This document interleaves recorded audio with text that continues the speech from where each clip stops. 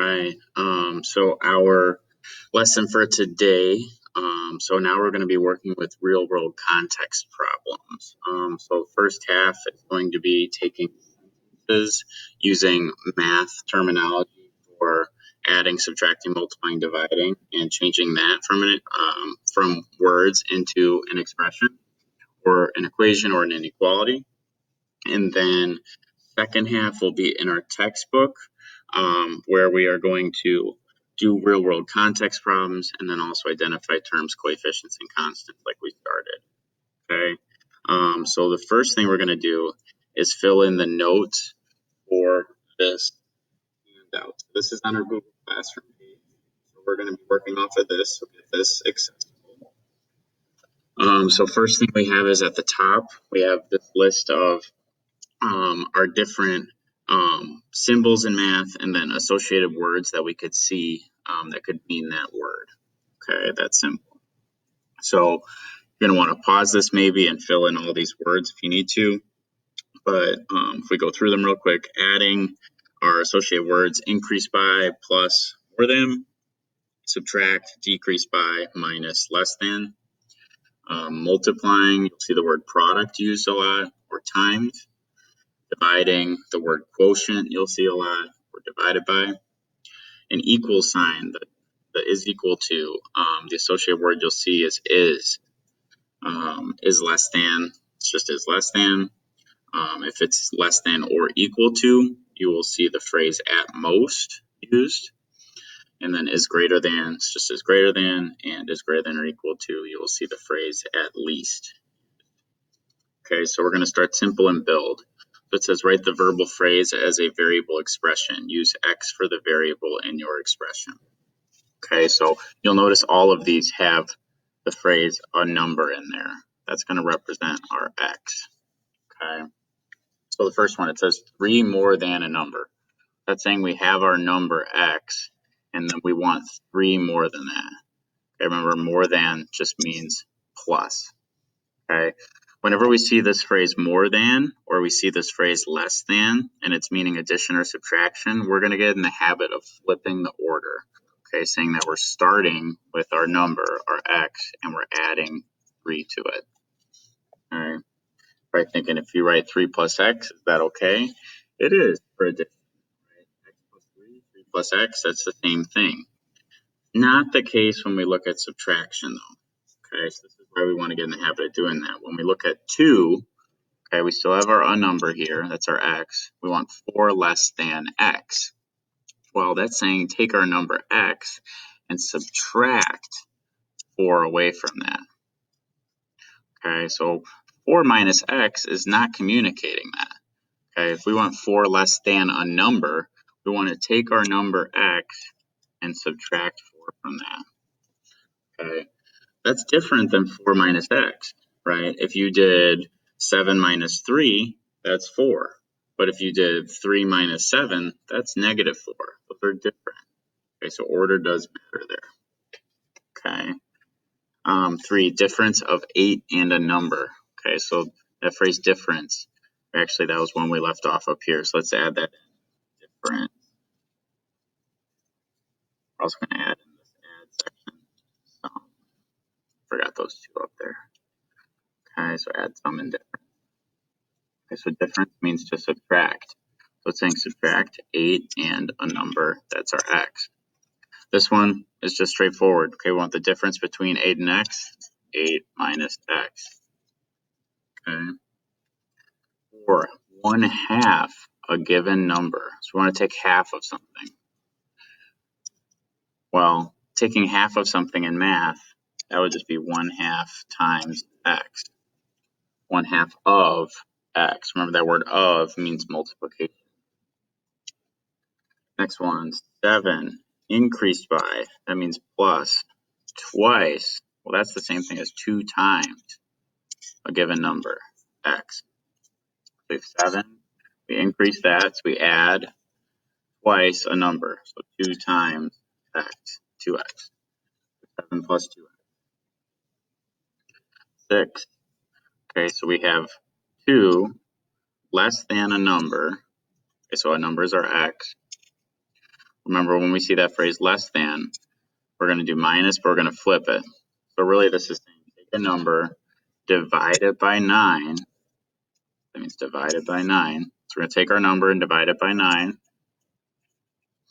And then we're going to take 2 away from that, minus 2. So notice how our order flipped, right? We didn't write 2 minus x over 9. That would be wrong. We're taking our number, dividing it by 9, so x over 9, and then we're taking 2 away from that. We want 2 less than that. Okay? Let's try some more. Flip over to the back side. Okay, so 2 more than the product of 10 and a number. Okay, so again, when we see more than or less than, okay, we're going to remember to flip the order. So we're going to write the product of 10 and a number. Okay, so product, remember that means to multiply, multiplying 10 and x. Okay, 10x. And then we want 2 more than that. Add 2. 10x plus 2. Okay, next one. The sum of a number and 5, comma, times 3. The sum of a number and 5, those go together. Okay, so x and 5 being added together, that needs to go together. When we think together in math, hopefully we're thinking we need parentheses. Parentheses, x plus 5, all of that, comma, multiply that by 3, times 3. Okay. Last one, the quotient. Remember, quotient means divide of a number and 2. Okay, so quotient of a number and 2, that'd be x over 2. And then we want to decrease that by 1, minus 1. Okay. Notice everything we've done so far has been expressions.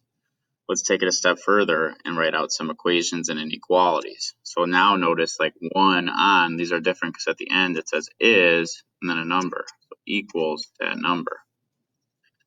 So we have 3 less than. Remember, when we see less than, we think we have to write what comes next first. So the quotient of a number and 2. Okay, so remember, quotient means to divide. You write x over 2. Then we want to take 3 away from that. We want 3 less than that. So x over 2 minus 3. It all is 10 equals 10. Let's try some more. 2, it says twice the sum of a number and 5 is equals 8. 2 times the sum of a number and 5. Sum means plus. Okay, so 2 times the parentheses, x plus 5 equals 8. They're building, they're getting tougher. This is kind of preparing us. There's some tough ones in our book that we're going to be doing later. What we're working up towards.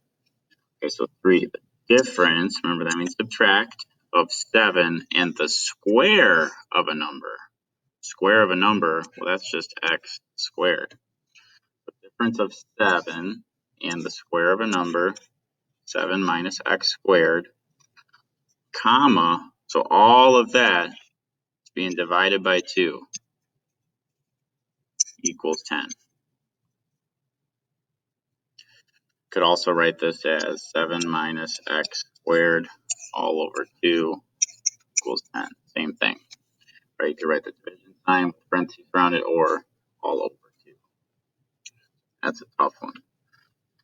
4, the product of 5 and a number. So hopefully we know that's just 5x. Increase that by 7, so plus 7 is more than 20. Is more than. That's like is greater than. So greater than sign 20. Okay. 5 is a tricky one, but hopefully we're seeing what's going on here. So it says 2 less than a number. Okay, so remember when we see that less than, we're going to flip the order. Okay, so we'd have x first, then we want 2 less than that, minus 2 is less than 9. Well, that's the less than symbol. So x minus 2 is less than 9. Last one, 3 more than a number. Okay, so again, when we see that this more than or less than at the beginning, we're going to think flip the order. So we take our number x, on 3 more than that, plus 3, is more than 1. Well, that's a greater than 1. And it's at most 10. Whoa, this is a tough one. So, and also, x plus 3 at most 10. So it's 10 or less than that. Be less than or equal to 10. Whoa. That's what we call it. Okay. But there's going to be some tough ones in our book that we're trying to prepare us for. All right, so that's our note sheet. Now we're going to shift over into our Unit 1 textbook. So we need to pause the video and get out your book. Okay, so we are in the warm-up for 111, page 9. Okay, so we're on page 9. Nice little warm-up here to get us into some real-world context problems. Okay, so it says Ella purchased 2 DVDs and 3 CDs from Tyler's Electronics at the prices listed below. After taxes, her total cost increased by $5.60. Okay, we have this table. So it says we bought the CDs for C dollars. We bought the DVDs for D dollars. How could you write the cost of 2 DVDs as an algebraic expression? Well, we bought 2 of them, and then the cost of the DVDs they said was just D. So that'd be 2D. How could you write the cost of 2 DVDs and 3 CDs? Well, CDs, they said the cost was C. So 2 DVDs, 2D, plus 3 CDs, 3C. Keep building. How could you write the cost of 2 DVDs, 3 CDs, and increase it by $5.60 for taxes? 2D plus 3C plus 560. Notice there's no variable attached to 560 because they just said it was increased by $5.60, just a number. Okay, that's a nice little warm-up problem. All right, let's look at example 2. We already did example 1 back in day 1. So on page 12. Page 12. So it says a smartphone is on sale for 25%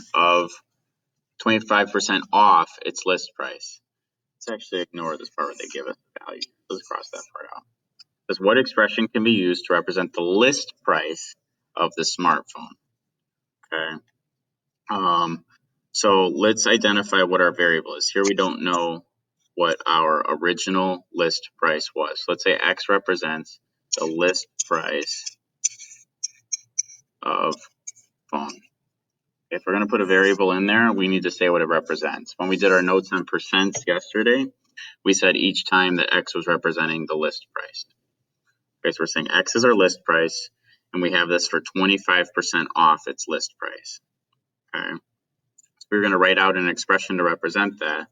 We're starting with X, our list price, and then review from yesterday. If we have 25% off of this list price, we would subtract 25% of that list price. Well, remember, we got to change that to a decimal. That would be 0.25. X minus 0.25 X. Well, then we'd simplify. Okay, so remember, this is really 1x minus 0.25 X. Well, that's really 0.75 X. So that's our simplified expression.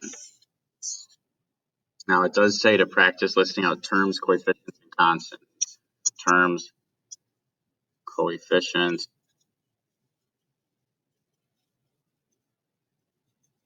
constants. Okay, remember,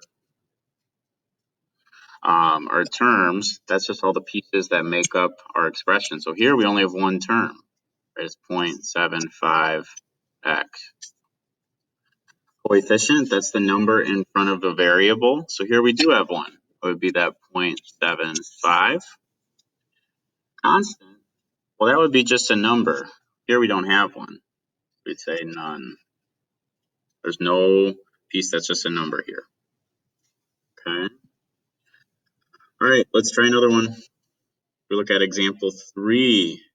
Okay, so this is a good one. This is about the difficulty that we will get to. Okay, so it says translate the verbal expression into an algebraic expression for this. So let's read our context. So Helen purchased 3 books from an online bookstore and received a 20% discount. Shipping cost was $10.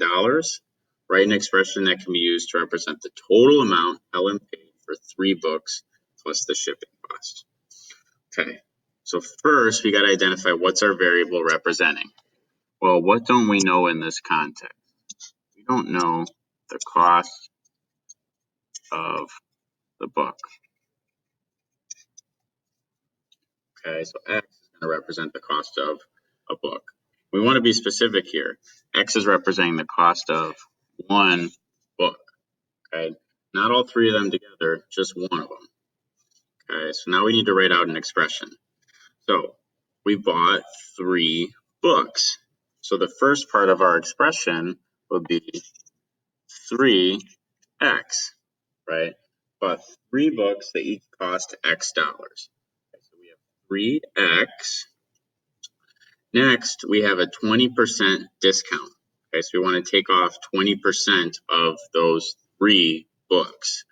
So at discount, we'd subtract off 20%, which again, 20% is 0.20. So minus 0.20 of, this is where we'll see a lot of mistakes. People will just put X, but that'd be saying we only got 20% off 1 book. We want 20% off 3 books. So 3x minus 0.20 times 3x, right? We're taking off 20% of the 3 books, okay? Lastly, we have a shipping cost of $10. So we're going to add on a fee of $10. Okay. Next, we got to simplify. Okay, so we still have our 3x minus, well, 0.20 times 3x. Well, we could do 0.2 times 3. That'd be 0.6x plus 10. And then we have these like terms here. So 3x minus 0.6x, that'd be 2.4x plus 10. Okay. So there's our simplified expression. Our terms, well, we have 2 of them.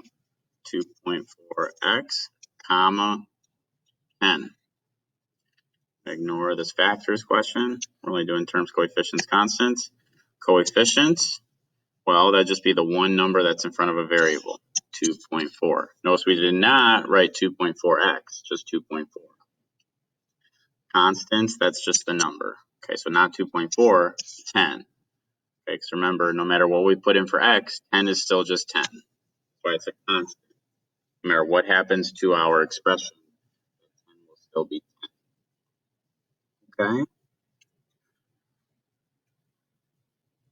All right, we're going to stop there. So that's going to be our lesson for today.